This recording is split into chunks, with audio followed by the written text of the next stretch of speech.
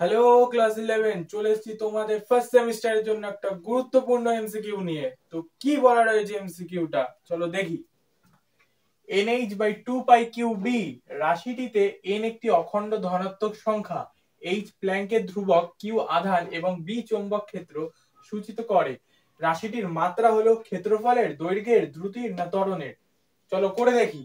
তা আমাদের ইকুয়েশনটা কি দিয়েছে, nh/2πqb, তার মধ্যে বলে দিয়েছে আমাদের n, এনটা তো অখণ্ড ধনাত্মক সংখ্যা, এর কোনো ইয়ে হবে না, মাত্রা হবে না। h মানে প্ল্যাঙ্কস কনস্ট্যান্ট, এর মাত্রা কি জানি আমরা, m l square t inverse 1, আমরা আগের ভিডিওতে বের করেছিলাম।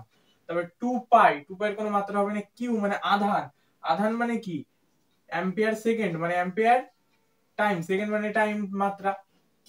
কিউটা হলো বি মানে হচ্ছে চৌম্বক ক্ষেত্র। দেখো বলেছে, এটা এখনো তোমাদের করাইনি কিন্তু সাইডে করেছে। আমরা জানি F=I/BL sin থিটা, এখান থেকে বি এর মাত্রা আমরা পেয়ে যাব কি, F/IL। তাহলে এফ এর মাত্রা বল m l t inverse 2 I ampere second into ampere, L এর মাত্রা এল। তাহলে কি হচ্ছে তোমাদের, এলটা উপরে যাচ্ছে মানে এল এল ক্যান্সেল আউট হচ্ছে, M T inverse 2 A inverse 1, এটা পাচ্ছি আমরা চুম্বক ক্ষেত্রের মাত্রা, সেটা এখানে পুট করছি।